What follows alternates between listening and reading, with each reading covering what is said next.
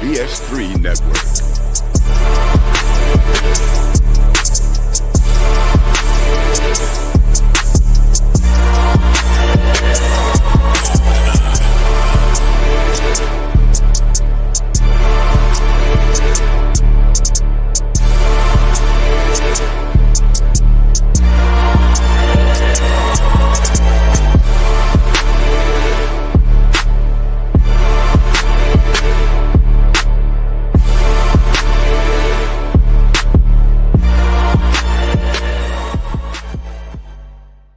Bring it back. Bring it back. Mic check. Mic check one. Mic check two. The Fourcast, broadcasting live from BS3 Network. I am your host. Ain't nobody come to see you, Otis. Good, man. I feel rushed. I just got out the shower. My game might not be on. I was rushing to get in here. I ran, and I don't run no more. My running is for self-defense. It ain't for sport no more. It ain't for exercise. Huh? Yeah, you get 11 good. You get 11 hard running steps at this age, and they are for self-defense to get away, to get to safety. They are not for exercise or sport. And not for recreation. Not for recreation. No. Yeah, I'm like Luther. Hey. I'm like Luther. All right, welcome back to the Fourcast. We are back together again. Wilks and HRap did a great job last week. Oops, wrong button. Hit that. Sorry. Wrong button. Was that a 40 and a slip? Jeez. Wrong button. Hit it one more time. Laughed us out again. HRap and Wilks, great job last week. All right, so this month is Music Review Month, and we're kicking it off with this first review, which is Luther, Never Too Much. It's available on Max, also on Hulu Live. So I would highly suggest checking it out, and that's what we'll be reviewing. And the next week, we'll be doing The Honorable Shine, which is based on the rapper Shine documentary. Yeah. And then from there, Prince. And then from there, the one and the only Michael Jackson. So we got a great lineup for the next 4 weeks. And I already told you what it was. So you can go ahead and start watching in advance. Yep.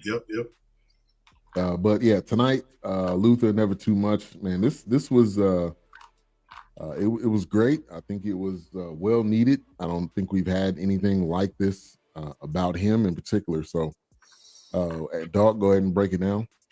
Yes, sir. Our plot / overview: the captivating story of Luther Vandross from his early Sesame Street appearances to becoming the undisputed master of the love song. Using rare archives, Vandross shares his own story with insights from his closest collaborators.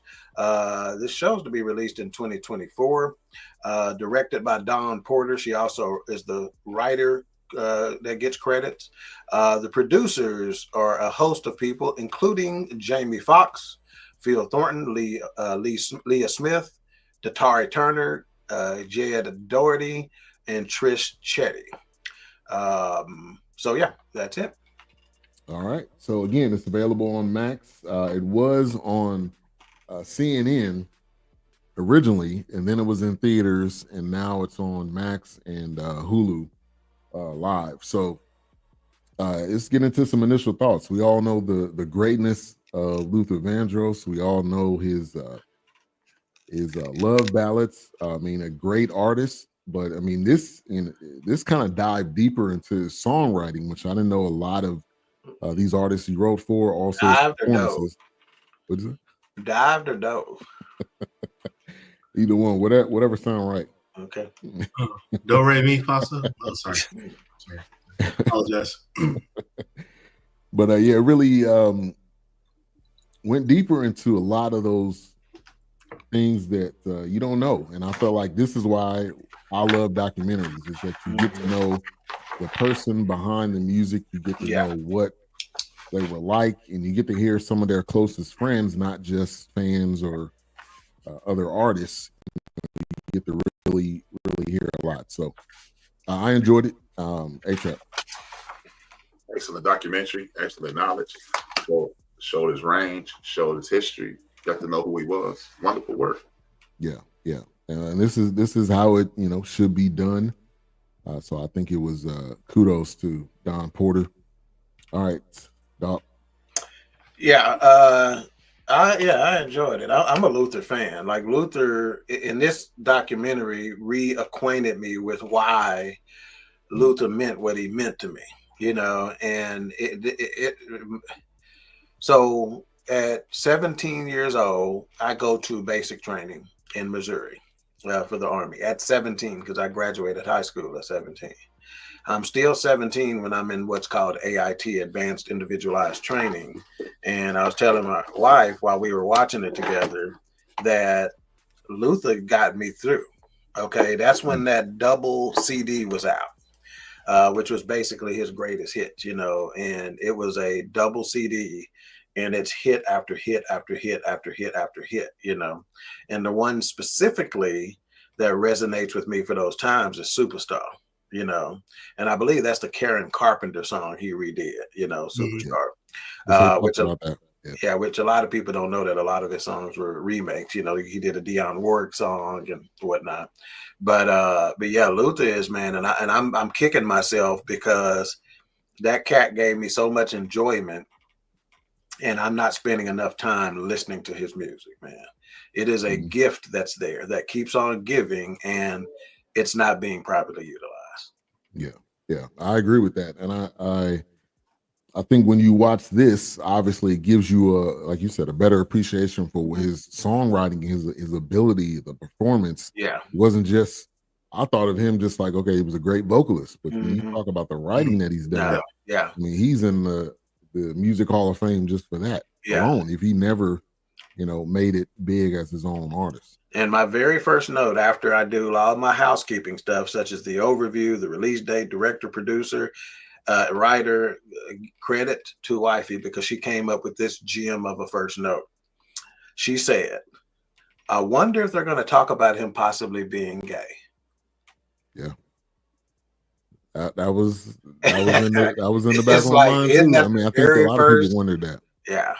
Can you tell his story? Can you tell Teddy Pendergrass's story without, the realization? Now, again, I'm a huge Luther fan. So do I want that out there? Do I think it's a miscarriage of justice to include it in his body of work? Stay tuned. Yeah.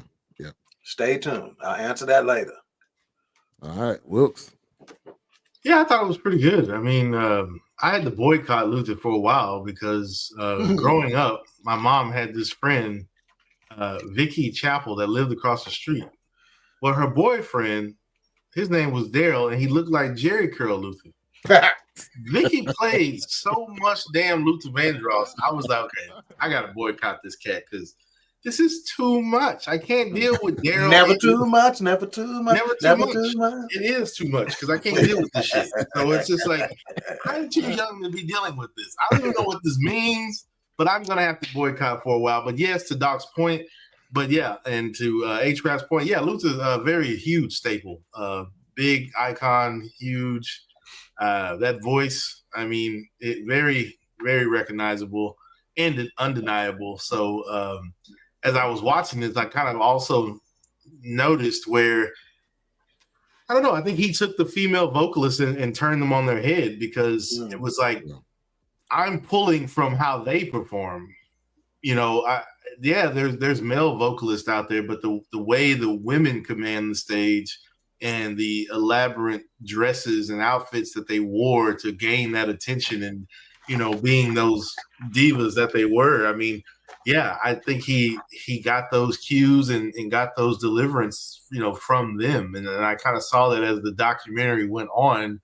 And because I never really, I was like, wow, he wears a lot of flashy things, but why is he? What's up with the ball attire and the sequence and the beaded gowns and things like that? So, but yeah, no, Luther is definitely he is long lasting and long standing, definitely. Yeah, I mean, and truly one of a kind. I mean, one of the first notes I had was that it was just easy. It just seemed like it was easy for him to sing. It didn't seem like he was straining. He was trying too hard. Effortless. It just became natural to him. Yeah, wifey said, why she talked about his vocals, and she said, I don't know if there's a better singer, the smoothness of his vocals. And a couple of notes before that, I talked about he was doing some of this. This was when they were talking about how particular he was about stuff, and he's got this toothpick in his mouth, and he just starts singing with this toothpick in his mouth, and it's still flawless. The dude is bad. Oh yeah. Let's get to some comments. Raider Kev in the building. Thank you for tuning in. Big Mo, he said Whitney Houston dubbed him as the premier vocalist. I would agree with that. Also, Super Bowl was the blackest Super Bowl ever. Facts. Right. On all fronts. Real. Big Mo. All right. So yeah. And also let me give a shout out to the likes. Darnell Playmaker. Man, good seeing you. Good meeting you in person at Super Bowl Radio Row. Ronald Cameron, R.C. in the building. Chris Drummond. Chris Drummond. Well, yes, sir. Yes, sir. Yeah. Hope you had a good time out in New Orleans during Super Bowl week, buddy. Yeah. And just a plug, we did have a great time. Got a lot of great content, which is currently available on YouTube and on Instagram. We will have it up on the Roku channel as well. You know what, man? We've never done with Super Bowl footage. We may need to have a show, a Super Bowl recap, BS3 perspective. Yeah. Load up some of our favorite questions or interviews and talk about, like give the behind the scenes, like what happened right before that question or what happened right after that question or what our thought process was or how they received us or the looks that they gave us that maybe you didn't see on camera, et cetera, et cetera. Yeah, no, I agree with that. I think that's a great idea. Yeah. Next year it'll be in Santa Clara / San Francisco. Yeah. So Wilks, I know. Hopefully, we'll see if your team is there to play a home game. Don't count your team out, man. Come on, man. Oh no. Go Cowboys. They would be the first team to do it, wouldn't they? To play in the Super Bowl that they hosted. Didn't Tampa do it? Brady won. Yeah, of course Brady would do it. Course. With the $10,000 watch on. I don't know if y'all seen that post. Wow. He had a $10,000 watch on doing the commentating. All right. So, man, starting off, I didn't know he was from Bronx, from the Bronx, New York. I didn't know that at all. And I feel like Michigan, but I didn't know he was New York. So it was the Bronx. I feel like I didn't really hear him talk a lot. I've just heard his music. But I don't really, at least maybe because I was too young, really hearing him do interviews and stuff like that. But when you hear him talk, you can tell. Obviously, he's from New York or some area of New York. So that was kind of right off the bat one thing that I felt like was a fun fact and something that was interesting about him. HRap. Oh yeah, I mean, I knew it. Like Wilks, Luther Vandross was pumped through the radios at all times, and that's Chicago. One of the coolest things in the world about Chicago, and I'm sure it happened throughout the country, is people will open their windows in the summer and the whole neighborhood listening to the same station. Chicago is in 100 blocks. You could be on the 1600 block and listen to a song through the 2100 block. So the whole neighborhood listens to the same radio station, and more times than not, it was Luther Vandross.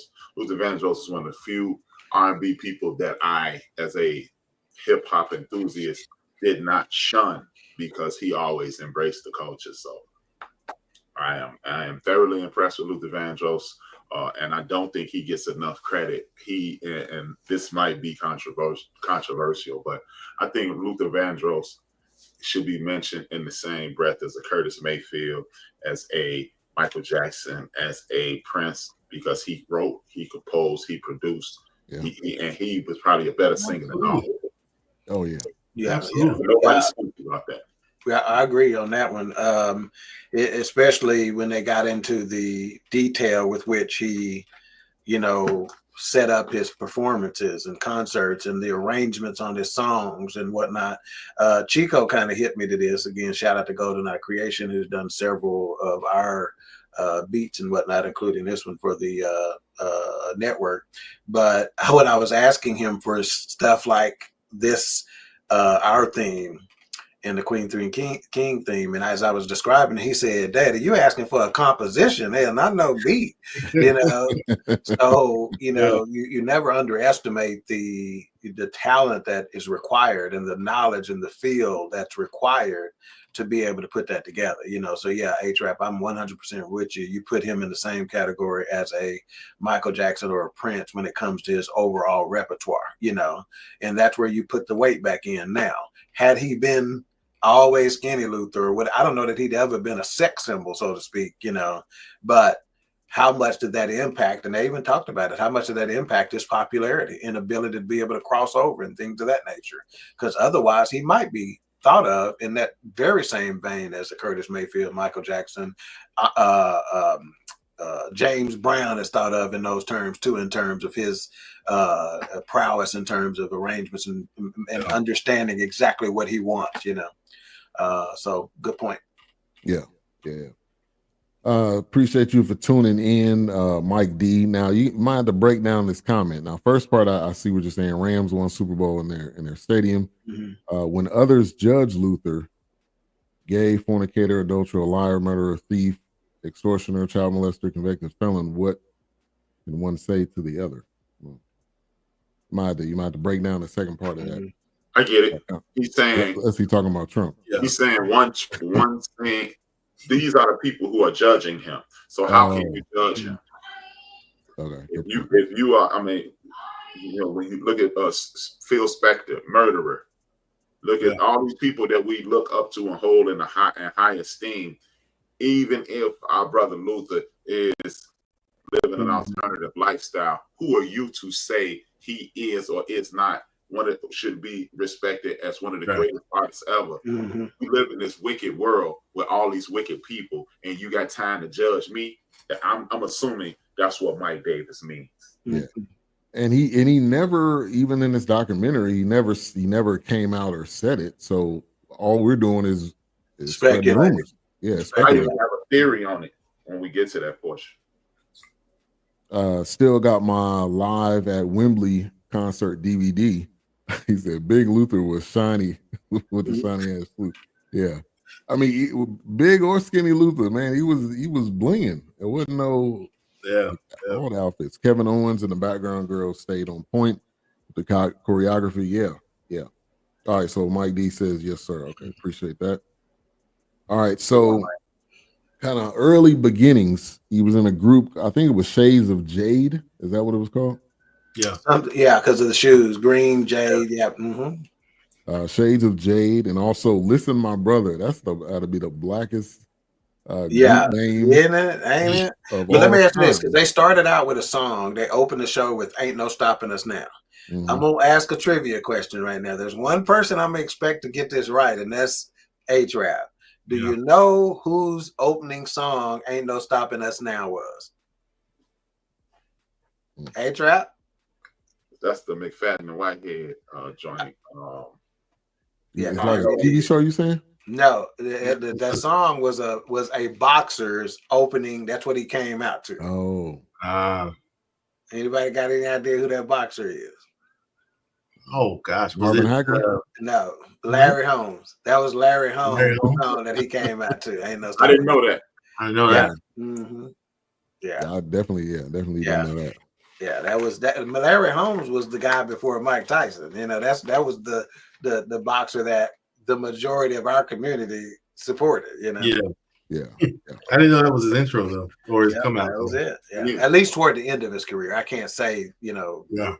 But at my age, when I was in consciousness, did you say Willis? Willis Dodge. Pops.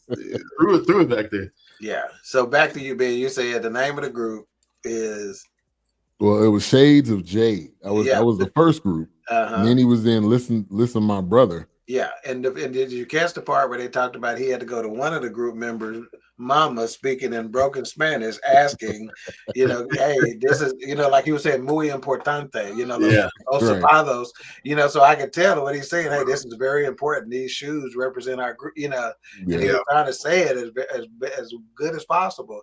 But for $23, these shoes back then, yeah. $23. Yeah, he said, "Mom, you give me no $23." And she gave him 25. She was like, "I'm gonna give you $2 extra, just for the tax." That's the thing, though, right? In this documentary, his mama and people and stuff, they believed in him. They didn't do it. Ain't like a lot of stories you hear where they're like, "Boy, quit this. That's a pipe dream trying to be. You ain't gonna be no singer for, whatever, So I wonder if it was a situation where they just knew he could sing, and they was like, "Yeah, that boy can go sing the phone book, and they gonna like it," But also, you think when you look at a lot of kind of music documentaries or stories, his dad was a singer. His dad ended up passing away when he was 8. DNA don't lie, do it, boy. Yeah, and now some moms would be like, "I don't want you to go. I want you to do this career because that's a good point, he did it." But she was supportive. When he went to college, which I believe was in Michigan, he dropped out after the first year, and he had good grades. So I mean, I felt like that was good that they put that in there, and it wasn't like he failed out. He just decided this is what I want to do, and so I mean, shout out to his mom because even when he was in college, went the other way. Even when he was in college, he kept calling. They said every weekend or every other day he would be calling them and say, "What y'all singing? What y'all working on?" Like his head wasn't in the college; it was still in the music. Right. Which I mean, understandably so. I mean, the guy was amazing with the vocals, and anybody that was interviewed in this said it. And obviously, we've heard all of his hits, so it's not surprising. But talk about the group. Listen, My Brother, HRap, and how that was compared to Harlem, Sesame Street being compared to Harlem. I felt like I didn't realize that either. Well, Listen, My Brother, that seems typical because when you're me and Dawk's age, those are the type of things that you would see on the Electric Company. That's what you would see on Sesame Street. It was a very collective situation. We believe in the 60s. Going into the 70s was all this melding of cultures. And then if you're in New York, you got the Bronx, where you in the Bronx, where you got the Puerto Ricans, you got the Jamaicans, the Dominicans, the blacks, and white people. Good night, Mike. So you got people all over the gambit. So when you have you can see it, and it's just a wonderful situation. In regards to it being Harlem, I never looked at it as being Harlem. I thought it was everywhere USA because, again, we had those same, what they call brownstones. We call Chicago. So it just, Sesame Street seemed to be everywhere USA. Because Sesame Street looked like a neighborhood that I used to hang out in. Look out on the west side of Chicago. You go down Jackson Street, that look like Sesame Street. Well, with a lot less gangbangers and pimps, but same thing. Yeah, I've heard of Sesame Street being described as Harlem before by some other folks. I don't know if it was on a Sesame Street documentary, but I've heard that they say that, in fact, even the show writer, I want to say he got some inspiration out of Harlem and seeing, that city, and was like, this is how I want my show to look, Yeah. But in terms of, Listen, My Brother, this is what I thought when I saw it, because it's kind of cheesy, right? Some of the songs they sung and stuff like that. Nowadays they may call it bubblegum, whatever. But if you remember this tune and what show this comes from, Bubbly Brown Sugar, oh, what a happy tree. I know HRap, Bubbly Brown Sugar, oh, what, I can't remember the words. Yeah. But that was Good Times, and that was that group, right? What's happening? Was it What's Happening? I thought it was Good Times. Ross tried to manage them. Haven't we all tried to manage a group? Man, when I was young, I tried to manage a kid group. Thought I was gonna make it. Hey, what somebody can sing that much? You're like, oh yeah, we about to make it. Yeah. Take this somewhere, boy. But yeah, so that little popcorn kind of I got a sweater. Yeah. So that's what it reminded me of. Yeah. Wilks.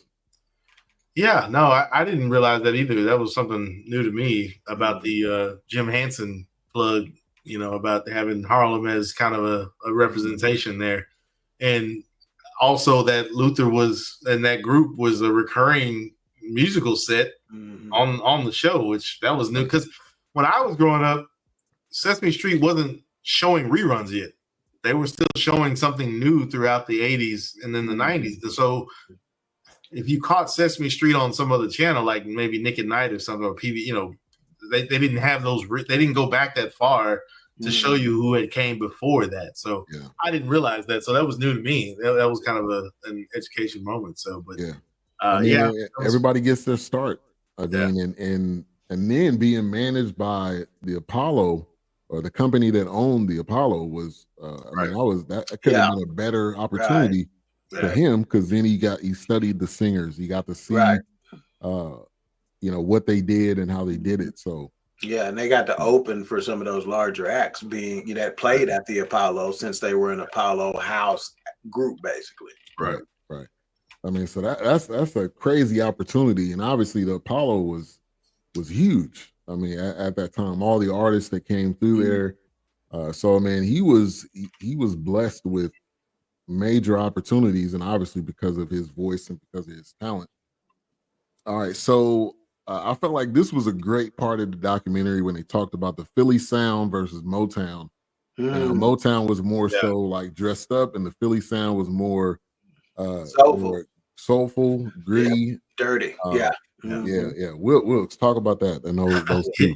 Yeah, that was pretty awesome to see that. But I can definitely see the comparisons, because I felt like growing up that, not even getting into Atlantic Records, but the Philly soul, it's like the lady said, Motown was home by 12, but if you're the OJ, you sweating all night long. But we're just gonna go with that. But it was definitely something to see. I enjoyed that kind of comparison, because even when I've watched other musical documentaries, that was the thing. Like,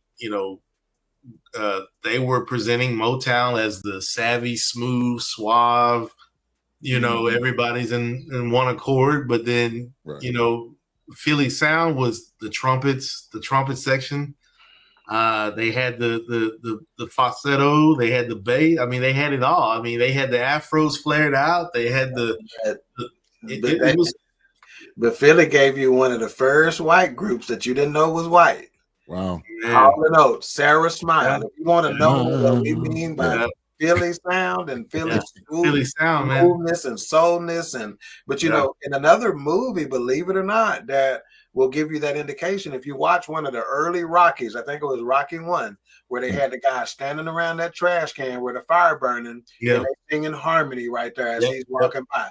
So Philly is, from a musical standpoint, that's a significant sound, and it's just interesting, isn't it? How different parts of the country have different sounds, even in rap. You got Southern rap, and then you got East Coast rap, and you got West Coast rap, and they sound so different. To Dawk's point, that's what it reminded me of immediately. It was like Third Coast had its moments, and Houston, and Atlanta had its moments, and then the Bronx had, and then the West Coast had its style, and then Memphis had its thing. So it was definitely one of those. It reminded me of that. So yeah, it was pretty awesome to see that, because I mean, it even got to the point where like Motown Records had their, own this greatest hits, but then the Philly sound became its own thing. Like you could buy the Philly sound greatest hits, and Shy Lights were, those groups were huge, and a lot of groups that came out of Philly. But then of course it was one of those things where it was just like, man, you had these on vinyls, or you remember these on cassettes with your parents. Yeah, we're going to clean the house, but we're going to listen to some Motown. We're going to listen to some Philly soul or some Atlantic Records. So for our white viewers, what did y'all do when y'all clean the house? Because we all black people apparently listen to music. Always. What did y'all do? Always. Yeah. It just Roy Rogers now, or what y'all do? They were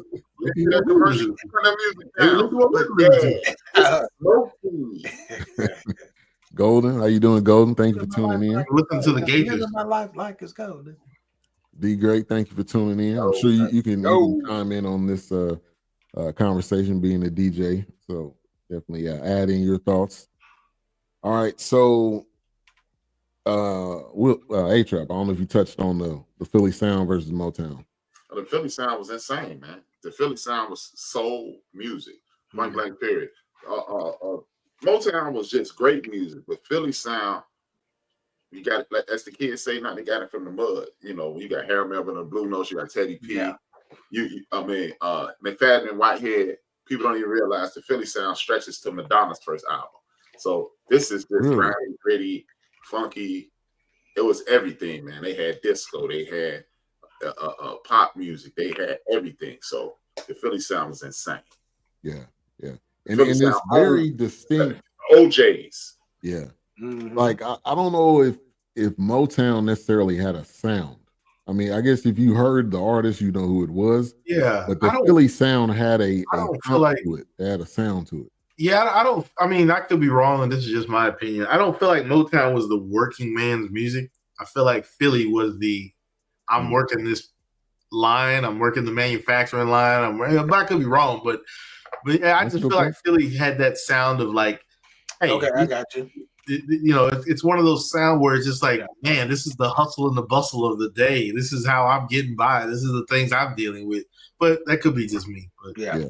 And when they were talking about the singers, HRap mentioned the OJs, and when the cat from the OJs, I can't remember his name, but when they had him singing, I looked at my wife and I was like, man, if I can sing, that's the type of voice I'd want right there, man. That raspy, Eddie Levert, that raspy. Yeah. Look at here, boy. Ain't none. I mean, that dude. Man, that's the kind of voice I want right there. Y'all wouldn't even know me. Hell, if that's something like that, y'all would know of me. Hell. Golden says, "Wait a minute, rephrase that question." That's what I said. I said to our white viewers, "What did y'all do when y'all cleaned up? We listen to music." I think she said they cleaned up. She said, "If you clean up." Wow. You missed it. Wow. Shots fired. Golden in the building. They cleaned up. Man. They didn't use Pine Sol and Comet like every black asshole did, maybe. You use too much of it, you start getting lightheaded. Like open water, that's all it was. Yeah. Open that window. All right. So, man, working with David Bowie, Bette Midler, which is Bowie, either way. Bowie. Or Bowie if you're from London. Yeah, just whatever. Good day, mate. Whatever it comes out. We had a good day, mate moment at the Super Bowl with some foreigners. They were from London, wasn't they, Ben? Yeah. And this fool answered me. He goes, "That's Australia." I said, "Fool, I know." Hell, I say that to everybody, no matter where they from. Jeez. Don't ruin my jokes. These are jokes. These just jokes. But yeah, I didn't know as far as working with Bette Midler. I know he worked with David Bowie. I knew that part, but Bette Midler, that was kind of a surprise to me. Yep. Yeah, that was he eventually became the they said the #1 backup singer. Yeah. Okay, and I just assumed that was in the music industry, you know, in addition to #1 commercial jingle singer, you know. Yeah. Because remember when he was getting ready to go solo, that cat was like, "Man, why you want to go and do that? You the #1 backup singer out there, man. Why you want them kind of lead singer troubles, you know?" Yeah. That's why and then with McDonald's now. Right. Right. Hey, talk about the jingles, Wilks. Like him just singing like the jingles were new. And the jingles were new to me. I didn't even realize he had did the jingles. I was just like, I know now. I knew he had written a few jingles because he's mentioned it, I think, in some interviews, but they didn't go back and find like footage. But I was like, oh, okay, I guess he did jingles. But then to see that they had these jingles and he was writing and singing them soulfully, I was just like, yeah, this is next level right here, man. This is crazy. Right. But make me want to get some Geno's pizza. Yeah, just to name a few. He opened for Marvin Gaye. Chic, he did the vocals on every song on 2 albums that they put out. And there's songs that you know. Sister Sledge, he did the vocals on their album as a backup singer. Juicy Fruit commercials, Miller Beer commercial, Gino's Pizza. And they said he was the #1 background singer for commercial and group. Roberta Flack was somebody he sung for. And when they showed that picture of Roberta Flack on this documentary, I said her hair was undecided hair. She didn't know whether it wanted to be curly or straight. So she just let y'all decide later. Hell, I'm gonna leave it just like this. I want to be free. She's wanting to be free. And I thought it was cool that she basically fired him, so he would be forced to go do his thing. Yeah. That's the way the story and goes. How David Bowie had put him like out front as the lead vocal, like he moved his mic up, to have him kind of stand off. And he had him opening up, and he was like, "Man, if you just wanted to kill me, man, kill me." You could just And David Bowie was like, "You have no idea what benefit you're getting from this." He goes, "I know they're not giving you a lot of love, but the experience you get is going to be invaluable." Right. And I think for me, I knew Luther as he was big, from the jump. Yeah. But this really got to see now. He had to. There was a process to it. There was levels to it. He had to go through. He had to work with different people. He had to kind of get wide away. My big mama said that's wide away. But my wife said something different. Not different about the way, but said something interesting that I want to see if y'all picked up on. She says when he was younger, he was a little bit more flamboyant. We're going to use that word than what he was when he was a little older. Because again, we didn't get to see him as young Luther very often. This was my first time getting to see him as young Luther without the curl, right? Yeah. So she says she thought he was a little bit more, your papa would say fruity when he was younger than he was when he was older. Do y'all see it the same way, or was it about the same? Yeah, I noticed it. Yeah, he was a little bit more punkish versus. Oh my God! Move on. Move on. See, there he goes. Wilk is back. Wilk finally is back in form, where he drop a fucking bomb and then be like, "What I say?" I'm like, that's what my grandfather was saying. That, so I'm just like, what? He's saying he's back, ladies and gentlemen.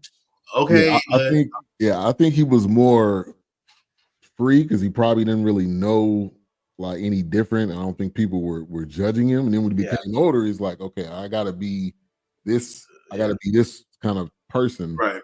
To not mess it up. Fonzie Thornton, lifelong friend. Oh yeah, very. Hey, Charles, what you? Yeah, not the funds we know, but yes. Hey, shout out to Aaron Winkler. You see? Wow. That's not the Fonzie we're talking about. Sir. What is happening right now? What is happening right now, man? That's what I just said. That's a great joke, David. That's not the Fonzie. That's a very ticket-esque joke right there. That's not the Fonzie we're talking about, sir. Oh, gosh. I'm going to sit this one out. Go ahead, Joe. Well, you know what? This is what I drew from the femininity. Look at that. He idolized. Thank you, Golden. Thank you. He idolized women singers. And much like I remember 40 years ago, literally 40 years ago, we, young men around the country were idolizing Michael Jordan. And I remember guys walking like Michael Jordan. I remember being younger, people who had movement like O.J. Simpson. So they thought that was the way, that was cool. Right. So Muhammad Ali, people were talking like him.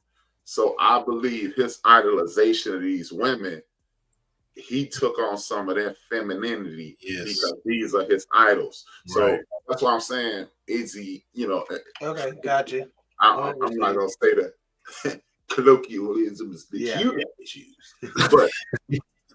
But I believe that's what happened. He's a young, impressionable person. That their Motown thing was insane. That thing was outrageous. You know what I mean? You want to be like them, and that's where the flashy clothes came from.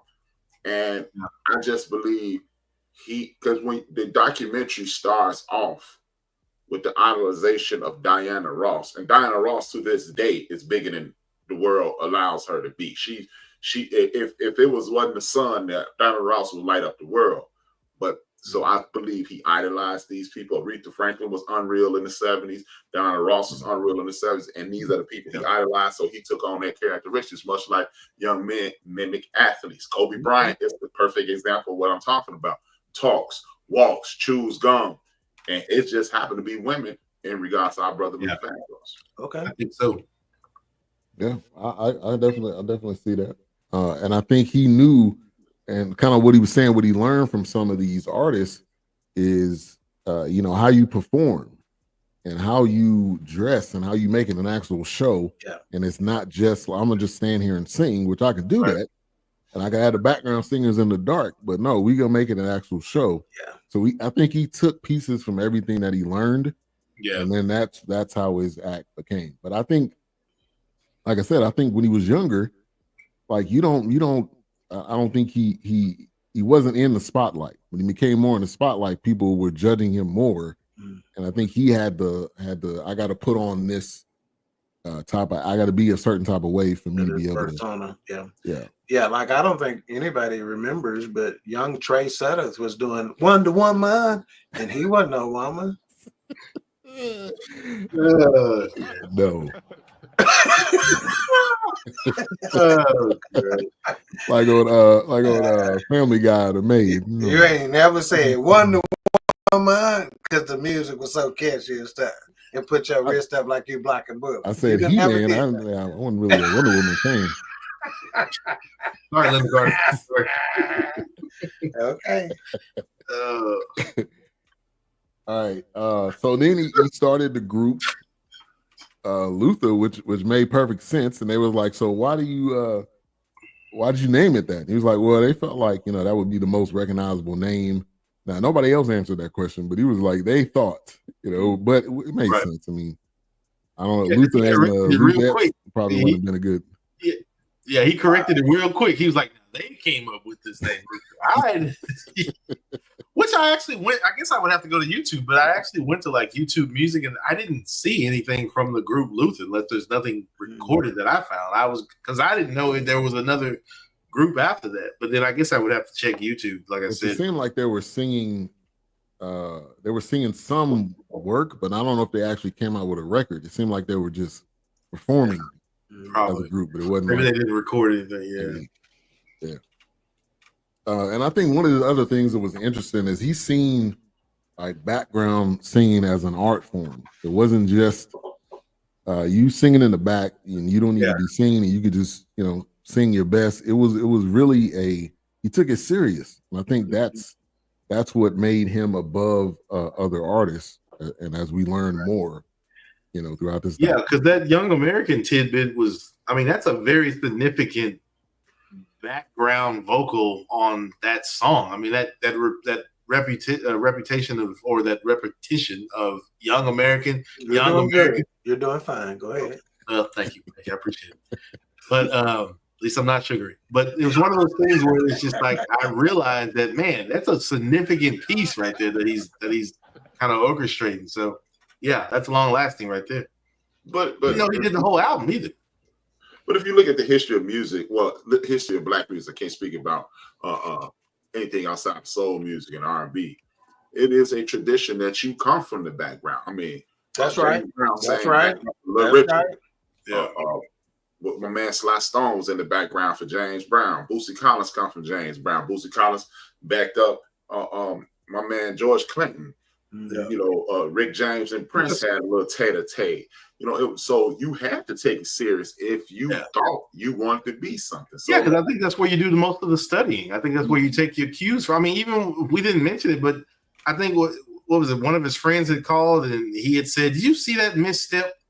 The Supreme, like there was a misstep." So it was just like he was already critiquing and kind of crafting how things should be and being a showman. The background singer is underestimated, man. I really watch the background singers closely when I'm at concerts and stuff like that. Most artists will tell you they got a background singer that outsings me. Yeah. Most artists will tell you that, you know, if they're being honest, you know. Yeah. And that's where you get your stuff. Outkast put out had a background singer that turned out to be a gospel singer. Deborah Killings is her name. She put out one of the baddest gospel albums that have ever been put out. You know, like full of funky bass lines, like Never Too Much bass line, which is one of the stupidest bass lines out there.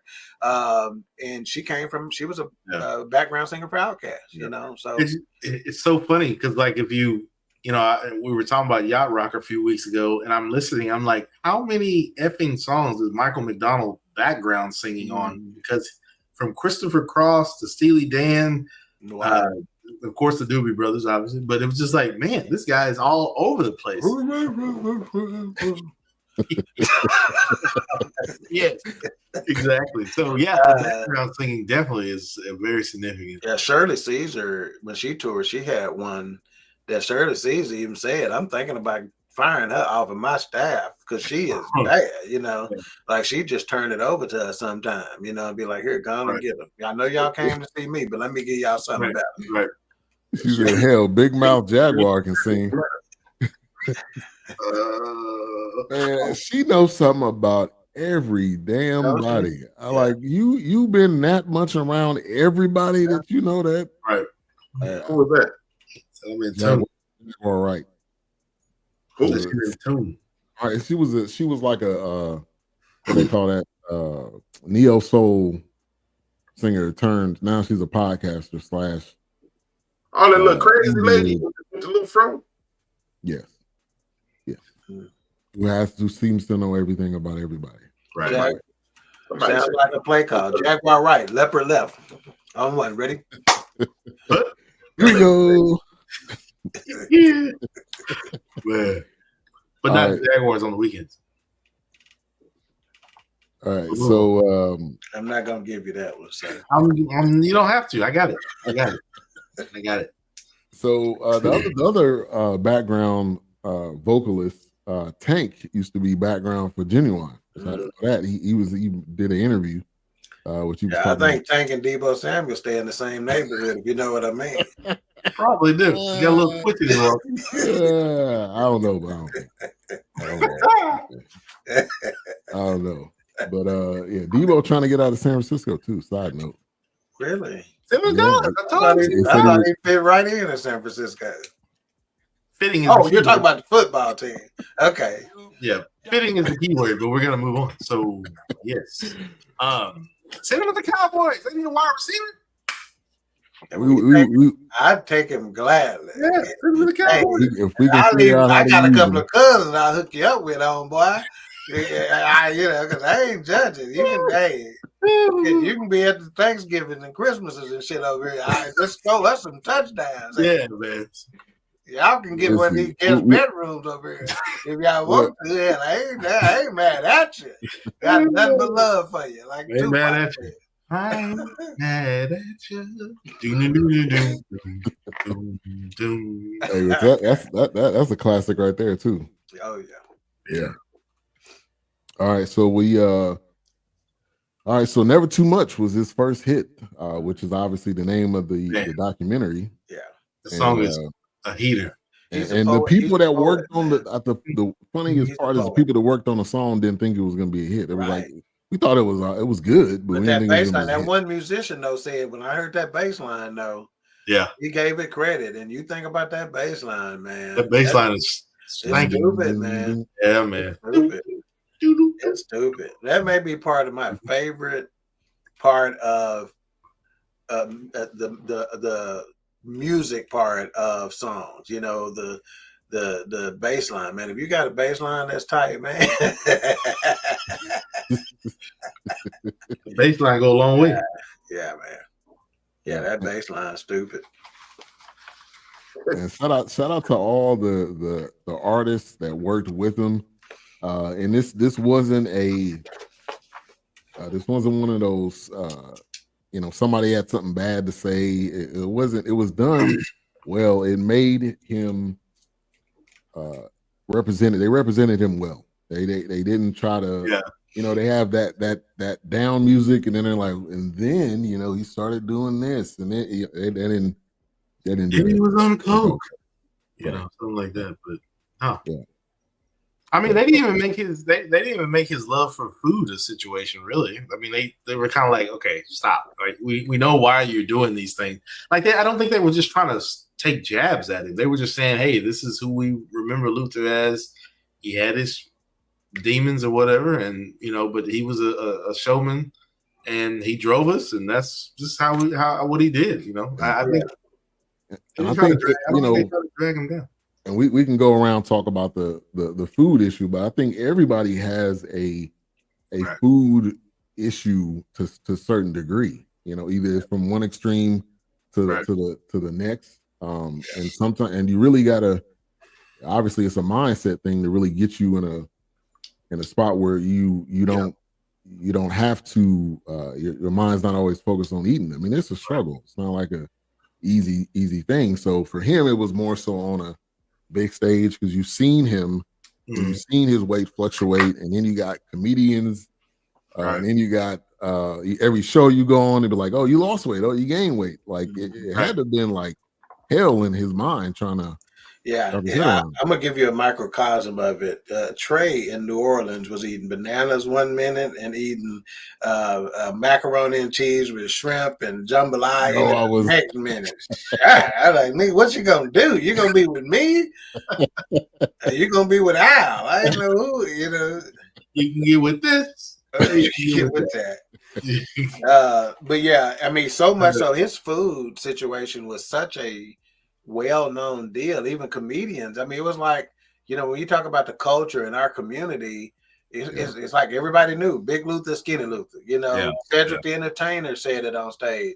Luther talked about big Kentucky Fried Chicken eating motherfucker. So much so to where Luther, as the next concert, he heard about it. He brought out a huge bucket of chicken and dragged it out, and sung a Kentucky Fried Chicken jingle that he made up himself. Right. That was probably better than any Kentucky Fried Chicken jingle that had been out. Right. So even though it bothered him, which he admitted to, he told a couple of interviewers, "No, I don't like talking about it like that. Does it bother you when you talk about your weight?" He goes, "Yeah, it's bothering me right now that you asked me." Right. And he's like, "I'm a good enough." His overall sentiment, "I'm a good enough singer. You should be talking about the singing. Like I'm slaying out here. Whether I'm pillow biting." Or whether I'm eating a 3-piece and a pepper, you should be concerned about the fact that pillow biting. And he worried about me, and he said pillow biting. Yeah, you just threw that in there real quick. I mean, it shouldn't matter. Really, I'm bringing down the house with the vocals. It's like I'm one of the best he may be the best vocalist of all time. By something, arguably, let's say that, the best vocalist of all, male vocalist of all time. Yeah, I think so. You are talking about my weight, and my, sexual orientation. HRap. You know what? This reminds me of something. This is what killed Michael Jackson, if you ask me. Okay. Because I'm not saying, I'm not blaming any cultural anything, but when Michael Jackson was one of the Jackson 5, and when Michael Jackson was off the wall, he had that big nose, he had the fro, he was the sexiest dude in the community. When he was at his best. This crossover mind state push you into identifying sexuality. It push you into put your weight becoming an issue. Because even when you listen to the Cedric the Entertainer, when you listen to Eddie Murphy, they are commending him for being a big fat dude who can sing. They like, look, we love Big Luther. That's right. The transition. I was recently watching. Wow, that's an interesting perspective, man. I was recently. Thank you. I was recently watching an interview with Robert Townsend, and he asked Luther to be the villain in Meteor Man, and he said Luther Vandross showed up 100 pounds lighter. And it shocked him, and he never spoke on it. But basically, what I received from Robert Townsend in that moment is, I wanted Luther Vandross. What you look like had nothing to do with it. And every time we seem to want to cross over and go to the next level, we end up destroying ourselves because the other culture needs Slim felt HRap instead of, pleasantly plump HRap. But it's just a sad commentary because Michael Jackson cut his entire face up. His vitiligo got out of control. And he cut his whole face off. I feel like it's just a sad commentary. At some point, when will people from our community start loving on themselves enough? There you go. To not hate on the next person. Crossover. Yeah. To quote my man, what's his name in the 5 Heartbeats, crossover ain't nothing but a double cross. Once we lose our audience, we'll never get them back. George Clinton, had it not been for that heathen Clyde Davis, yes, I do not like Clyde Davis. I'm openly saying a lot of people don't. Yeah, you're not alone in that, man. He would have been a multi-millionaire 40 years ago, but Clive beat him. Clive also beat Sly Stone. Once we start thinking about, hey man, see, I got to open it up to another audience. Smokey never opened up to another audience. Marvin never opened up to another audience. Teddy, the Temptations, the OJs, they never went to the other audience. The other audience came to them. That's right. That's where I was hoping you was going with that. Right. So at some point, we're going to have to love ourselves. And Luther loved himself a little more instead of striving. Look, striving for perfection is one thing, but loving yourself is something totally different. James Brown is loved worldwide. Stevie Wonder, worldwide. So go ahead, be Fat Luther and be accepted. And if you don't get that extra, come on, let's be honest, y'all. What's the difference in $50 million and $20 million? Yeah, people always $30 million, that's a lot of money, but it ain't nothing that you can get with $50 million that you can't get for $30 million within reason. Yeah. And I wonder though, away with it. That's what you can get. I said away with it. That's what you can get. Yeah, that's your money. But how much of it was acceptance and how much of it was health? Because he also had diabetes. No, man. No. Health ain't driving that. Yeah, I'm with HRap on this. Health wasn't driving the boat. He may have, that was a byproduct. That was an added benefit. But I'm with HRap, man. That ain't what pushed him toward, his initial weight loss and stuff like that. In fact, I think they said it in this documentary. It was the crossover. It was the crossover thing. He wasn't reaching the other listeners. And they thought they were judging him more based on how he looked. Yeah. Now, Wife came up with a very good point too, a good question, and because he was on Oprah, right?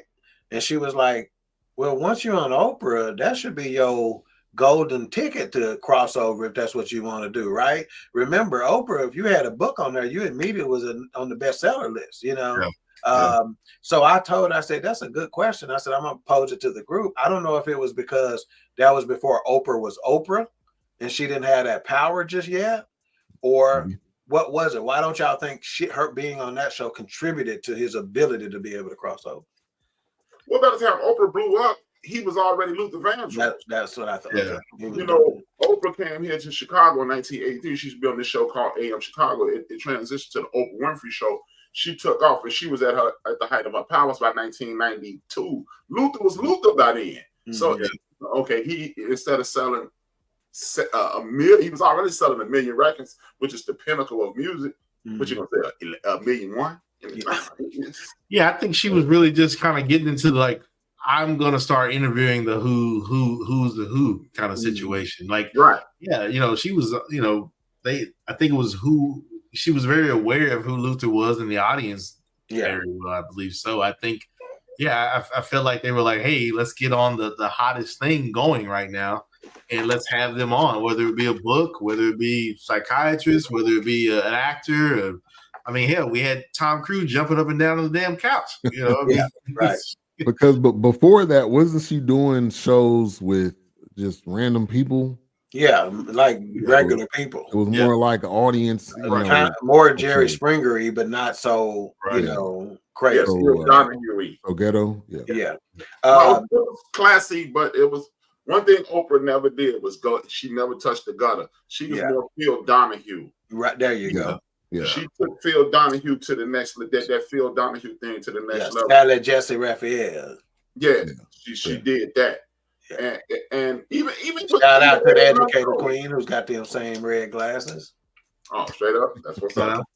Even later on, she was still getting regular people on that. It's just the shows that the world found out about. There you go. The celebrity show. There you go. There you go. And the saddest part about him wanting to cross over is by the time he did, he passed away. Yeah. Like that song "Dance with My Father" was #1 on the pop charts, and it was with Clive Davis, which now even make it even more. Yeah. Sketchy. You could even technically term "Here and Now" a crossover song because of the wedding impact, But he did have a point on the white artist budget from a record label than the black artists in a lot of cases. Like they be putting a lot of money behind, their white artists and just letting you, hey, best of luck to you. And he putting his own money That's right. into especially with the costumes and sets and stuff like that. Yeah. Right. And everything. Yeah. Let me give a shout out to a couple more people. Blue Streak, thank you for the thumbs up. Aaliyah Dawkins in the building. Wifey. Yeah, tuning in. And hey, I'll need a ham sandwich once I'm done here. So thank you everybody for tuning in, the likes and the thumbs up. And so yeah, the 1986 vegan ham, by the way. Vegan ham. Yeah, olive loaf, he means. Olive loaf. That's some white shit right there, ain't it? Fucking olive loaf. You better shut your white mouth. I tell you what. All right, let's get to this comment. Raider Kev, what's really sad about the whole crossover situation, all the time they would have realized they didn't have to cross over them folks. Which is HRap's point. That's exactly what HRap Which, back to what HRap was saying, I mean, we didn't even talk about some of the photos that they were showing at these award ceremonies. They knew who Luther Vandross were. You got Michael Bolton up here. I mean, you got the black and white pictures. I'm like, you're taking pictures of who's the who. I mean, he's undeniable, man. I mean, he's undeniable, man. And that first year panned over to me, he was all smiling, like, hey. The second year, the smile got shorter, and the last year was like, right. Yeah, but your Richard Marx's of the world, and David Bowie's of the world, they all knew what the deal was. It wasn't nobody. They worked with him. There was no artist that was not did not give him his kudos and was not acutely aware of his talent and what he meant and where they measured up to Luther when it came to vocals. Right. Now, what do y'all think of Jamie Foxx's point? To where did that help him, in an indirect way to continue to strive to make the best music? Him harder. Oh, I think so. Yeah. Mm-hmm. I agree. I think it was a driving force. Absolutely. Yeah, but to lose to people like Terrence Trent D'Arby, Stevie Wonder, okay, I'll give it to you. James Brown by that time, what did he win for? Only Living in America? And that was the only thing Living in America. Yeah. I mean, it's like, come on, really? Terrence Trent D'Arby gonna beat the Apollo Creed kill. Yeah.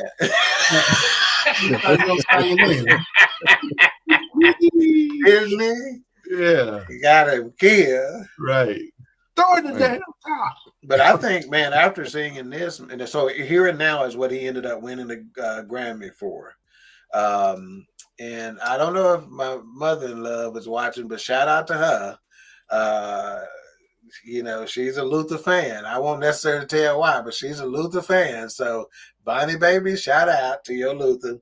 He won a Grammy for Here and Now, but I think we underestimated. I know I did. I'll speak for myself. I underestimated Luther's impact on our community. It took me looking at this again to be. It's almost like maybe I knew about it in the recesses of my mind, but this documentary brought it to the forefront and said, you know what? This cat made an impact on our community. It's like how many people got a big Luther, fat Luther, or what I'm saying, or don't know. If only for one night. How many times have we go, woo, woo, woo, woo, woo? If we do that, you know who we talking about. Right, exactly. Yeah. And again, how many artists can go by one name? Luther. Right. Right. And that, point, I think about them. Yeah, and say that again, HRap. It's I'm gonna go get a 2-piece. I think about them. Original. Now, number one, your ass ain't just getting 2 pieces. Don't play with me. Don't play with me. Hell. But yeah, the HRap's point, I mean, Dawk's point, it was so significant that Here and Now was one of the biggest wedding songs. It's so much so that 227 has an episode of that song being played, and I can't remember who the character is finally getting married, but I want to say Luther was there performing the song, I thought, on the show. So it was a guest appearance. That rings a bell at some point. Like I've seen him on a couple of little sitcom type situations. Yeah, he's had like some little pop-in cameos. Yeah, some little cameos. Yeah. So definitely significant to the culture. Absolutely. Yeah. I'm sorry, Ben. Oh, go ahead. To further get affirmation to his point, last night at the Super Bowl, Kendrick Lamar played a snippet of Luther Vandross. Right, which is he has an actual song called Luther. Yes. What is the name of that song? If This World Were Mine, right? Yeah. Him. Yeah. And of course, him and SZA, I think. Kanye sampled one of them. Yeah. But definitely. And when it comes to love songs, Baby making music, he's in the category, right? You know, like, and then Luther had it for Luther, like, I don't want my music to be known as love. I don't want to be called the baby. What do you call the love? Hey, you may not want it, but that's what it is, partner. You know. All right, Luther. The pastor said, "Don't let her listen to Luther." You can literally put on Luther's slow song CD. You can make an entire. Most of you niggas can't last that long. So I'm telling you right now, if you just had nothing but Luther songs on there, this slow jams, you can use that for 4 or 5 nights with some of you, Doka. What he means is you can make a village by listening to Luther. Where's I gotta play mine? That's why you take a shower before. Yeah, Come on. Yeah, he said, "Look, you can make a whole village by listening to Luther." Yeah, a whole village. Yeah. All right, so let's take a quick break. We'll show our preview for next week, and then we'll be right back. Everybody that heard me wanted to sign me. I would ride my bicycle up the Brooklyn Bridge, and by the time I got down, raps would just come to my head. I got a call. It was like, yo, you gotta hear this kid. His name is Shine. Kid is nice. Now tell me who on the with us. Ashes to ashes, dust to dust. This is the bad beat. Everybody wanted him. Somebody called Diddy and started talking crazy. Signing to Bad Boy, I became a millionaire. Bad Boy was very much like a family for a very long time. At this point, I'm with Puff all the time. I go to Club New York, we hanging out, and I think we're getting ready to leave. And then you hear Bad Boy. Police are questioning entertainers Sean Puffy Combs and Jennifer Lopez following a shooting at a nightclub. I had nothing to do with a shooting in this club. Puff couldn't handle going to jail. Every man for himself. Puffy got acquitted and he got 10 years. He was betrayed. I was absolutely set up to be the fall guy. One of the most difficult parts of it was watching everybody succeed. You know, watching 50. But I put out another album while I was there.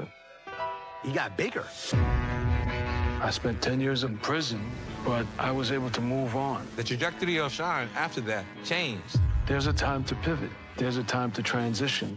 And that's how I got into politics. The politics just came naturally because that made me have a purpose.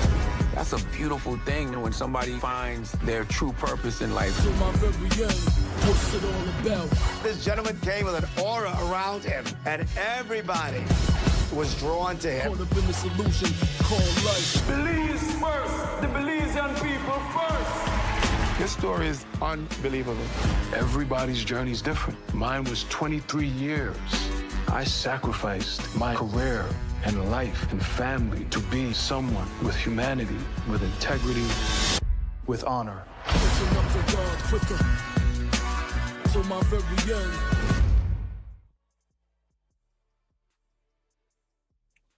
Man, I can't wait to see that, man. Yeah.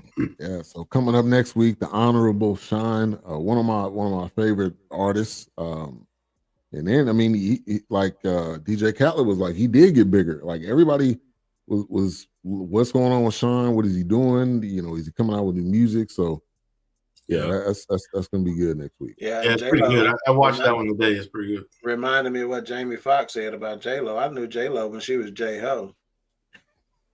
It's true. This is true. Or was she a fly hole?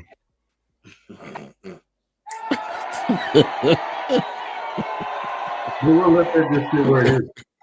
All right, so music review month continues next week. We also got another comment here. If it wasn't for Luther and Prince, I might have right again. I had 8 kids right now. Yeah, and that song, I don't know what's the name of that song that was at the beginning of House Party. Oh, Bad boy having a party. That's my favorite song. Yeah, that's one of So, and I mean, and that song is known for me is known for House Party. Yeah, I mean, even just making it seem like they're in a party setting. I mean, they're having fun. I mean, even he was painting a picture like roll back the rug, everybody. Yeah, roll back the tables and chairs. Yeah, we're gonna have us a good time tonight. Yeah. And then this House of Home when Jamie's like, man, this nigga singing about chairs and making it sound good. This nigga singing about furniture ain't got it yet. Hey, it was the whole package. Now, so in 1986, he had a car accident, which Dionne Warwick was looking like Miss Jane Pittman in this. Go ahead. Young. Are you talking about when she was sitting down and interviewing? Now the old like Miss Jane Pittman. And I'm like, you only get 32 teeth assigned to you in your life, and somehow she got 43. I don't know what the hell. Oh man. This is a Sam Cooke remake. Classic. All right, so the 1986 accident, which he ended up having some broken ribs, but a friend, which they didn't say the friend's name. I don't know if y'all did any research on that. Yeah, Lawrence Salvamini, the 27-year-old died during the accident. Oh, okay. Yeah, Lawrence Salvamini. Yeah, 27-year-old. At that time, Luther was 40s. Oh, we know. At least. Oh, we know. Wow. Okay, I'm through. I'm through. I didn't say anything. We know. I don't want to talk about it anymore. I'm just saying. I mean, whatever. So I don't remember that. Do y'all when I say y'all, HRap and Dawk, see, the one good thing about being just a little older, and technology has taken it from the generation right up under me, which is you and Wilks. When something happened to a Teddy P, a Luther Vandross, when Michael Jackson, this was in the Jet, this is in the Ebony. You had to read about it. It was a tragedy anytime something happened to one of these people. Yeah. So it was like you almost felt like Luther Vandross was your cousin who never came down. You just with my cousin, Yeah. So anytime anything happened to these celebrities in our community, because first and foremost, and going from 1990 going backward, we wasn't on TV that much. We weren't on we were only on black radio stations. You could only see us in Jet. We wasn't on People Magazine. No brothers and sisters on People Magazine. You were on Jet and Evans. So, right on magazine and stuff like that. So anytime something happened to these people, it was like, oh, is it gonna be all right? It stopped traffic, man. So it wasn't Luther Vandross got hurt, then Rock Brown get this, and then this. Nah, it was Luther Vandross got hurt. Stop. Don't play no more music until we find out what's going on with Luther Vandross. You have people calling radio stations. It was a tragedy, man. So yeah. I mean, no social media at this point. We know like that when something happens. Mm-hmm. Now it might have been a couple hours. Yeah, we know when they're on the way to the hospital. Right, exactly. There's somebody in the in the ambulance. Right, like he just went to ambulance. All right, Doc. You remember that? Oh yeah, I remember it. I wasn't but 14 or 15, but again, in the community, our Black community was different at that time. Like we did more, backyard barbecues together, or just getting together and playing dominoes, or sitting around listening to music. It was a lot more of that back then, So it was gonna get talked about, and I got news for you. What the same thing that would get us slapped in the mouth, which was y'all in grown folks conversations, is what made me and HRap what we are today in terms of having an opinion and learning. Right. Like we were learning and being educated in a way that they didn't account for. They may not have slapped our asses out of their face if they'd have knew, if they would have known how significant being around them would have been. Yeah. Reddy Care said he remembers it being reported on the 10 o'clock news. He says, yes, no more. Yeah. All right. So yeah, and that affected him so much he wasn't gonna go on tour. Which I know was like that was a part of his, triple threat. The songwriter, singer, and performer. Like he loved performing, and he ended up going, but and so the guy that was in the car was one of his artists that he just signed, and it looks like they just finished like his debut album. So yeah, I mean, you gotta you gotta think like, I guess he never signed anybody again. I never heard of him.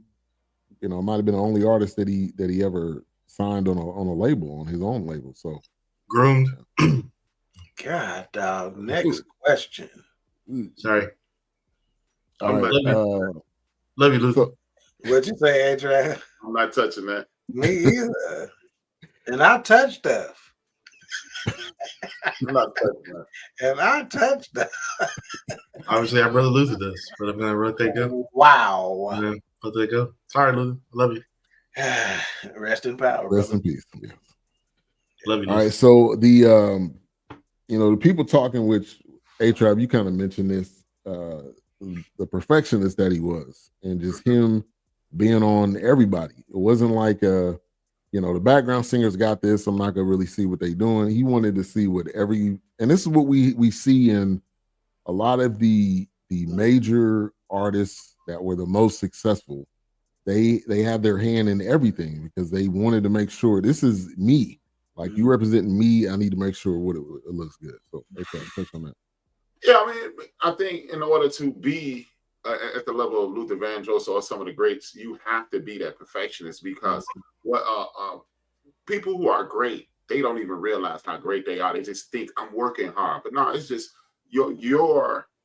Just imagine, man, when you hear Luther Vandross sing, even when you saw a couple times, you could see that he wasn't in his best health, and he opened his mouth, and the sick Luther sound better than the healthy this guy. Right. So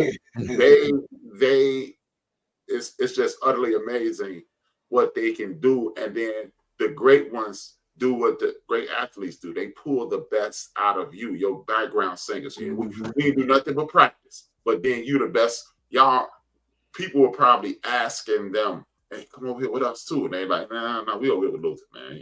Yeah. And so this is the tragedy in losing someone this great. And I was watching this, I was like, man, maybe we need to start doing some Steve Wonder documentaries while he's still here. Maybe we need to do some Dionne Warwick documentary. We need to start documenting our elders and our greats, because hell, man, you know how many secrets died? I mean, not secrets, excuse me. How many stories died with Quincy Jones last month?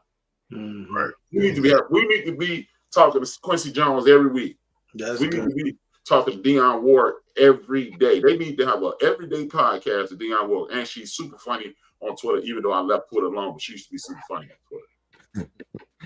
Yeah, she was so funny that they had it on SNL. They had a whole skit. Yeah, heard like tweets. We play no games. Yeah. Doc, you want to touch on that? Nope, absolutely not. HRap got it. That's where I was going with the athlete comparison. That like your Michael Jordans and Larry Birds and Tom Brady's and even Troy Aikman, where they getting on their ass to their teammates and stuff like that. Yeah. So no, I think he got it well encompassed. Yeah.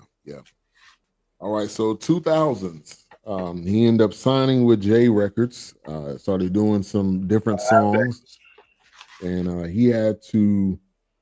One of the things Clive asked him is like, "Hey, are you willing to do other songs that you haven't written?" Which was probably something that he had to battle with a little bit because he wrote. I mean, he was a songwriter. Yeah. Well, first he asked Clive Davis, "Do you believe I can have hits again?" And Clive Davis said, "Well, are you willing to let me bring some outside people to write your music?" You know. Yeah. And shoot, after that, you know, I think one of the first ones that he sung was "Take You Out." Can I take you out tonight? Right. And they were right back at the top. Yeah. And then he had a stroke, which for some reason I don't remember that either. I don't remember that time frame. I don't remember seeing him. I do remember the stroke, but I didn't know they had footage of him after that, and like what they showed in the doc. But I do remember him falling ill. I'm glad I didn't, because that would have bothered me. Yeah, it was definitely like kind of a, y'all can't be talking about the Luther Vandross moment, because I mean, just knowing, like I said, how big he was and how big he is, it was just like, man, wow, he had a stroke, then he got sick, you know. Then it's like, oh well, you know, is he gonna be all right? Is he gonna, you know, what was the severity of the stroke? But that was the first time I had seen the footage of him like that. Randy Kev act like Twitter been X for decades. Man, Twitter just changed to X. I'm not gonna call it X. It's gonna be called Twitter until the end. I don't know it. It's just I don't like calling it X. It's gonna be Twitter to the end of my days. Okay, I ain't calling it Twitter. It's gonna be clamoring now. My wife won't let me call it X because she think I'm referring to X. So she's, no, you call it Twitter, boy. So I was thinking the Pills X, but that ain't what I was thinking. So sorry. We call them Blue Dolphins. I heard they call them Blue. Let me get that sentence structure. They call him Flipper. I heard. Somebody told me. I heard. By and by. All right, so just saying. So it got towards the end, and you know they really didn't. I appreciate it. They didn't make it seem that they didn't make it all skeptical and like, okay, is he not? They didn't have a secret boyfriend that they came, but you know they got out of the woodworks and he came on there. It was just like a, you know, we knew. You know, he was different. We didn't really want to talk about it. We didn't really go there. Like woodwork when talking about Luther, please. Thank you. Chill out. Calm down. Funny. But Dawk, you had something you wanted to mention, bring up on that. About what? The you said I got something to say about that later. Well, I probably have said it, but my biggest take was that, number one, he wasn't dignified with a response, right? You know, when they got to talking, he goes, I'm not going to dignify, I'm not going to confirm, I'm not going to deny. Right. And, you know, hearing him talk about songs like Any Love and what that meant, you know, for somebody who had almost everything, right, didn't have the one thing that we all take for granted and have pissed away at least once in our life. Yeah. Right. And that is somebody to love and somebody to love him equally to the way he loved them, you know. And at that point, it was like, this is actually the sentence that I wrote for it, man. I said, gay and question mark. And I said, it's so unfair. He's been that big of a blessing to us. He should be able to have whatever he wants in terms of love. Right. You know, I don't care whatever you want. You know, if you want to live in a harem of dudes, man, go on for it, man, because you done been such a blessing to us. I mean, if you believe in music the way I believe in music and how much it heals and where that blessing of music and vocals comes from, man, whatever you want, man, I want you to have it, you know. And I just think it's so unfair that he probably wasn't allowed to be himself for fear of the rejection that he would probably have gotten from society, man. And it's like, I want to apologize on behalf of the entire society. Anybody who ever made him feel any kind of way, man, hey, we had no right, and you have been such a blessing to us. Whatever you want, man. Yeah. And I think to Dawk's point when him saying that, I think about listening to the audience, the women are going nuts. But I don't think to Luther that was just like, hey, I'm just up here doing my thing. Yeah, no, this isn't, yeah, I want love, but yeah, you're excited by what I'm performing and what I'm singing, but would you really truly love me? Yeah. And that's the saddest. I mean, that's like the saddest part. I mean, the guy that's made so many songs that we all know and love, and he didn't have somebody to love. Yeah, right? yeah, that's it's sad, man. That's when me and my wife walked away, and she was like, "Man, I just feel sad after that." For him, it's like, nobody should have to live that kind of life, man. Yeah. And whenever he wrote the "Any Love," she even asked, she goes, "I wonder what was that his coming out song?" To where he was like, yeah, probably, yeah. Who knows? But I got a question for y'all. His death seems kind of unique to me. It seemed kind of strange. Y'all think he killed himself because he had a stroke and then he was found on the floor, non-responsive? I wonder, did Luther Vandross give up on life when he got the stroke because he assumed he would never? Think about that. Yeah. You're struggling with the weight. You're struggling with your inability to find someone. Now you're stricken to this chair and you don't have the motor skills that you once had. You got your health failing. And you think Luther Vandross just gave up? Because that was the first thing I thought when they said they found him laying on the floor. That made me believe Brother Luther might have just taken himself out. What are y'all thoughts on that? Yeah, that's not unreasonable to think. I don't say, man, you're crazy when you say that. Like, how could you? No, that's not an unreasonable thought. It's either that or he had another stroke, more severe stroke, possibly, because I want to say it was 3 years from the time he had the stroke to then, and they were talking about how he didn't get to enjoy the fruits of his labor in terms of, can I take you out, and the success that was getting and stuff like that. So not unreasonable by any stretch of the imagination. Yeah. And I think emotionally, he was, I think that was something that he battled. They didn't talk about it, but self-esteem and like, are people going to love me the same? But I thought they mentioned he was getting better, or it seemed like there was like at least like a road to recovery, right? Didn't he say that when the song started taking off and he had the smile on his face? So maybe I don't remember. I don't think it's far fetched, but I mean I think we'll never know. Wilks? Yeah, I don't think so. I mean, I don't think it's something that's too far out in left field to think about. I never thought about it honestly, because I do remember it happening and then him just falling ill. But then after that, it was maybe a few years later, and it was just like, man, it was like like HRap said, maybe he just got to the point where it was just unbearable. Yeah, those things that kind of caved in on him. Yeah, and I still don't think that it's 100% sure confirmed that he was gay. I think that's still up in the air. It could have been a situation where he was like, I can't find anybody to love. Right. It could have been a situation where sometimes you don't know whether those people are there to love you for you, right, or they loving you because I'm Luther. And right. if he's been battling weight stuff, how do you know it wasn't a situation where he was like, you can't want me for me? Right. You follow what I'm saying? That's part of it, man. And that's why I think it's just sad all the way around, man.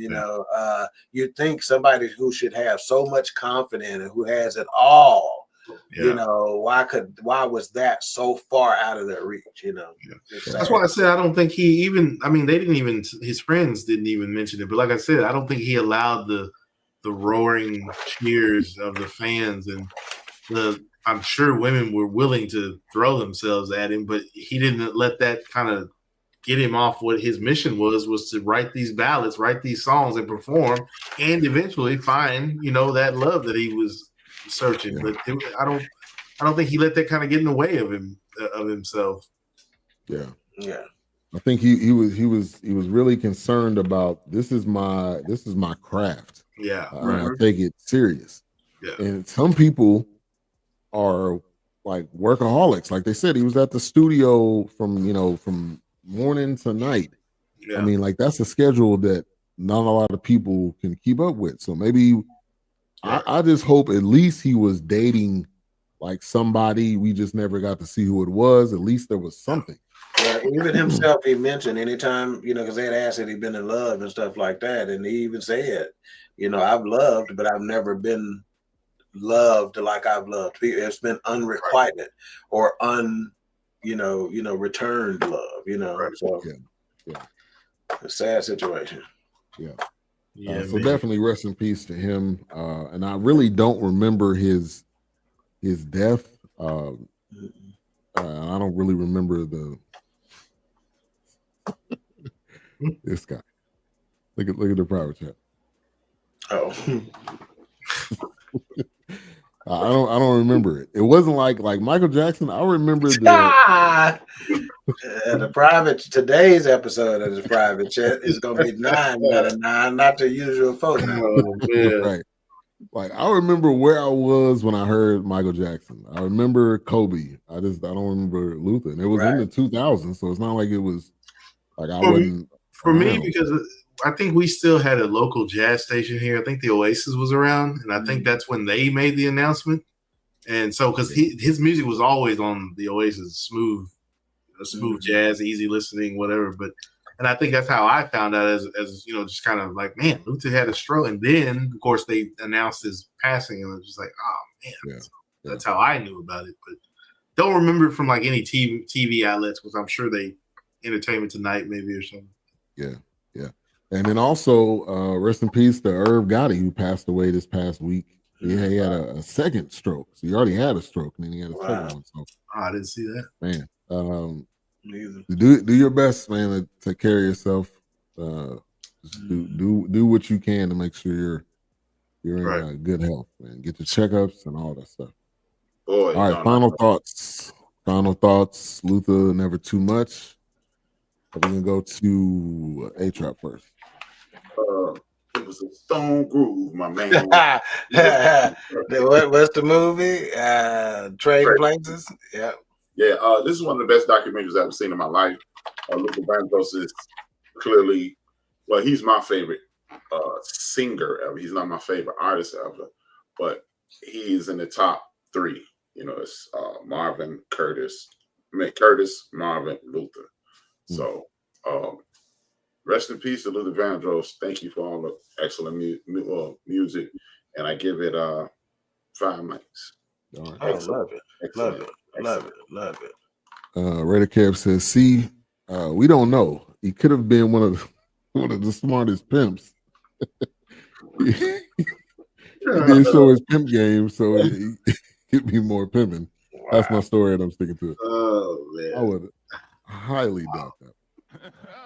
Oh, man. Pimping hoes and slamming Cadillac doors. I ain't new to it. I'm used to it and very true to it. All right, Wilks. I enjoyed it. It definitely took. I mean, growing up in the '80s, Luther was on the radio everywhere, and I know long before that he was big. But I mean, the '80s was the prowl. I mean, you turn on any award ceremony, whether it be American Music Awards or the Grammys, or if he's making cameo appearances on some sitcoms. I mean, Luther was definitely in the house. I mean, from your family-owned Luther cassettes and vinyls, you just knew Luther was being played at the family function. So I really enjoyed this. Of course, I told my story at the beginning about my neighbor, but definitely takes me back. I have to give it a 5. Luther is definitely, that voice is undeniable, very distinguishable voice. And definitely 5. Definitely 5 mics. Gotcha. All right, Dawk.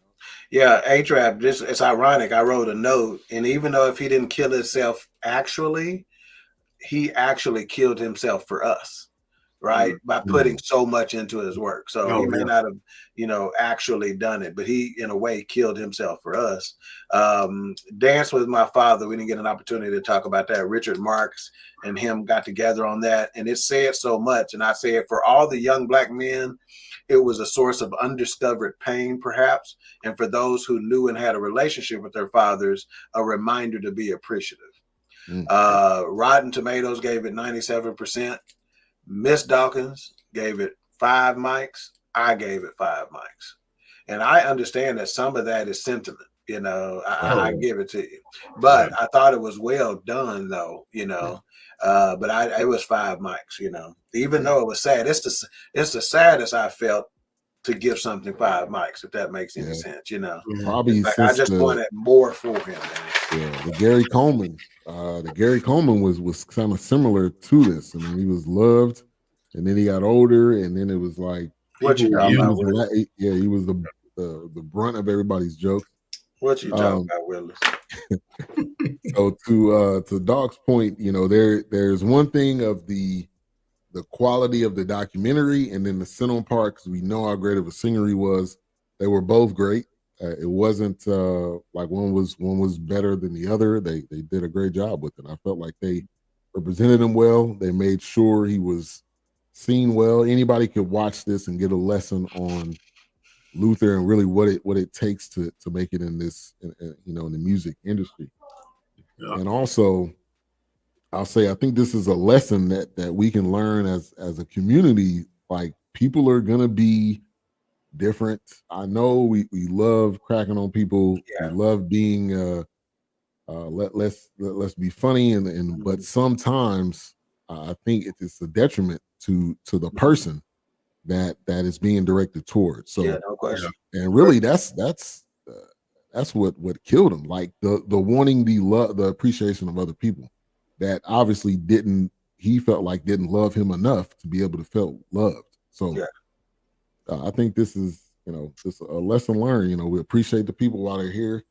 And like HRap said, like, we need a Stevie Wonder documentary. Like he's probably had 4 greatest hits albums. So it's not like he hasn't done everything. So I think that's something that we definitely need. So I'm gonna give it a 5. It was an easy 5. Yeah. Yeah. I think one of the easiest 5s. I mean, I think we probably had in a while. So all right. So coming up next week, like we said, we will have the Honorable Sean, which again, solid artist, never really got his due, but he changed careers and now he's, you know, in his native country of Belize. So shout out to him. Slipped in that baby on him, was old. Okay, hang on 1 second. Wife wanted to add a little something that they did not cover specifically. She goes, Luther Vandross's death came 2 years after he had a stroke on April 16, 2003, that left him in a coma for 2 months, wheelchair bound, and damaged his ability to speak or sing. He also required a tracheotomy. Now, I don't know how soon that interview was, but he was talking. You couldn't really make out. Yeah, but nigga, come on, talking, but he wasn't talking. He wasn't talking. Yeah. That's why I said that was the he first was talking time. like that lady you made fun of at the Super Bowl that couldn't say media. This lady said media, and Ben said media, and I'm like, damn, Ben, that's my route. That's my line. You're not supposed to be doing that. You got a pronunciation. Yeah. She spit it out later. I got the decency to walk away and talk shit about you. I'm not gonna say it right to your face. I had to learn her something. Come on, you got to get there. Come on. Yeah, I walked away and I said, you know, get them marbles out your mouth before you talk to me. Oh man. All right, what's on the end of the bench tomorrow? I don't know yet. I mean, I do it every day, so it literally comes together overnight, and then I do it. Yeah. That's what she said. But you know, like today's, I'm tell you what, going forward, I can tell people what happened today. Yeah. That's good. That's what's up. Today, I forgot the name of the title of it because again, I do it every day. It was basically, it was called a movement or a moment. At some point, our people in our community are going to have to stop reacting to moments. He was shot by the police. He was brutalized by the police. This was wrong. We were done wrong here. Wells Fargo cheated out of our money. Bank of America opened up accounts in our names. We have to stop reacting to moments. We need to take that anger from the moment, organize, mobilize, coming together, and then organize, and then fight things. And then one of the examples I gave is Well, Walmart is a conglomerate that's too large for us to boycott, and they're going to shut down. But what we can do, if you really want to do this, let's just say us five. Let's say I lived in Dallas. What we could do, Dallas County, we could come together every month, us four and our families. Let's say everybody on here, we're spending $300 for groceries a month. If we came together as a group, as four brothers, to say, hey, we're going to go to Sam's Club. We're going to make out a list of what everybody needs and buy in bulk. Never going into a traditional Walmart again, buying in bulk. That would hit them harder than anything else. We have to come up with ways in order to these oppressive entities. If you don't want to play, if you don't want to diversify your workforce, not a problem. We're not going to shop with you as much as we can. And then we shop in bulk, and of course, they're still going to make the money, but the entity that's outside will not. We must find ways around that. Then we must introduce our children to our pain. One of the things that I like, people, oh man, I don't want to watch any more slavery movies. That depresses me. Well, you need to introduce that to your children. Mm-hmm. But your children need to be motivated as well. So now when you're in school and you're feeling lazy, think about your grandfather who couldn't walk on the curb if somebody from another culture was walking toward him. Think about your great-grandfather that had to literally laugh in a barrel. A barrel of laughs comes from Black people not having the ability to laugh in public. You had to stick your head in a barrel and laugh. Introduce our children to these facts, and then at that point, you no longer say, hey, Ben Jr., what do you want to be when you grow up? You asking a new question, how are you going to improve our community when you grow up? Now you're inspiring the next poli-sci major, so you can be a politician. Then you somebody in a medical field, then somebody wants to be an attorney, then you want to be a traditional engineer, then a software engineer, then a business administration coordinator, and things of that nature. Now you don't have Smokey Joe's and 5 other independently owned Black stores. You have a corporation, and they are buying in bulk, and they are getting all their ingredients in bulk, which brings their price down, and that money circulates in our community. That's what I talked about today. And so going forward, we'll just talk about what I did today, because it's so much foolishness in this crazy head of mine. Yeah. I literally Saturday, I literally just woke up and said, let me do this. I created a thumbnail and said, let's do it. The road less traveled. Talked about how we have to blaze our own trails now, because we are in, whether we want to admit it or not, the people like Elon Musk, the people like Donald Trump, they have engaged in war with brown people worldwide. You have him putting sanctions on South Africans because the people were colonizing their land, their lands were unfairly taken, and now the people in control are giving those people their land back. Elon Musk does not want that. Understand, this is Mein Kampf, Adolf Hitler's book. In reverse, the difference is the Nazis didn't have the most powerful army on earth backing them. We must download the 5 Calls app so you can contact Jasmine Crockett if you live in Houston, so you can get in contact with all your representative elected officials. Understanding one more thing, and I'm done. Just because you are a registered Democrat and as a Republican in office, does not mean he is not at your behest. He or she is not at your behest. If 10,000 of us use the 5 Calls app and call that Washington, D.C. number and leave a voicemail after 5 p.m. because you're maybe not as comfortable speaking directly, but you can call. Those calls are registered, and then now they are at your will. I personally know a representative that told me, Black folks put me in office, but these white ladies be harassing me, so I have to do what they ask. We got to start harassing people. If he a Republican, oh, nice to meet you, Mr. Republican. I still need my school funded. I still need my roads paid. I still need after-school programs. That way, they are doing our bidding. Not, hey, he a Republican, he's not going to listen to me. If 100 of you come in, and this guy also told me, man, do you know if my staff would be overwhelmed if 11 people call? 11. Mm-hmm. One after number after 10. The number before 12. Right. So we must do these things. So yeah, I'll do that going forward. I'll just let you know what I did. And one more thing for my own edification. I want to say rest in peace to my brother, James Barnes. We met and at age 4 in preschool.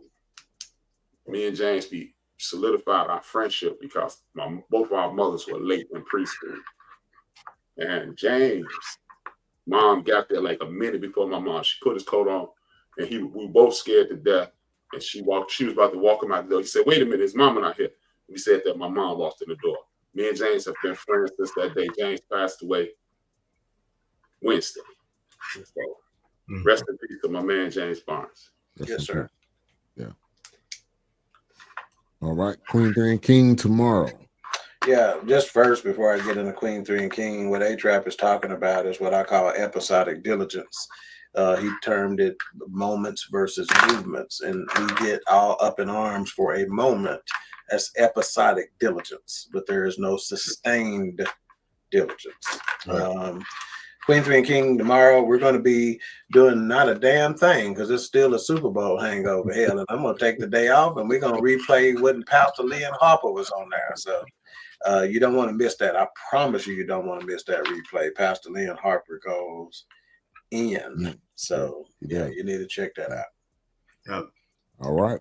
Well, thank you everybody for tuning in. Let me give a couple more shout outs. Brandon Glenn, thank you for tuning in. Oh, Brandon, I think that's a partner I went to church with.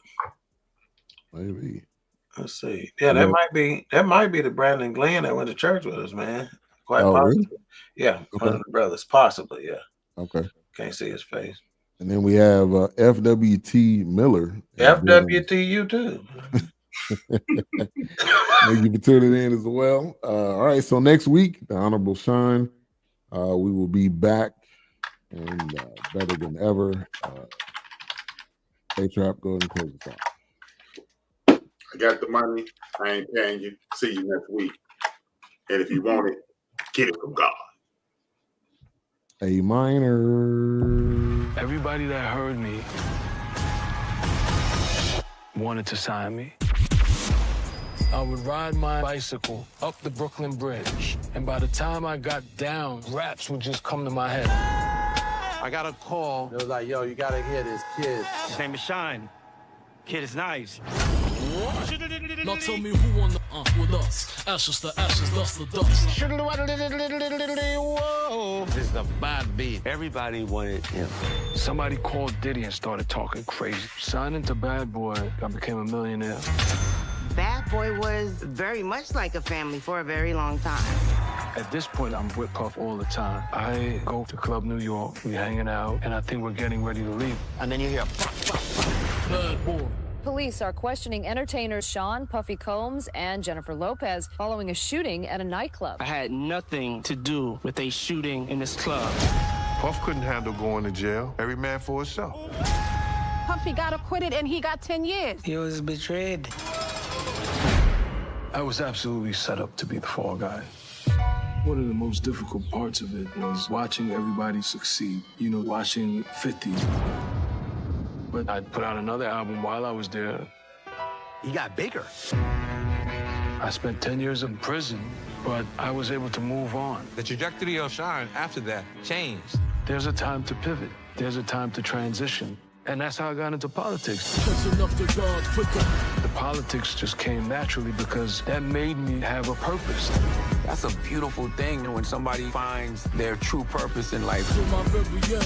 What's it all about? This gentleman came with an aura around him, and everybody was drawn to him. Belize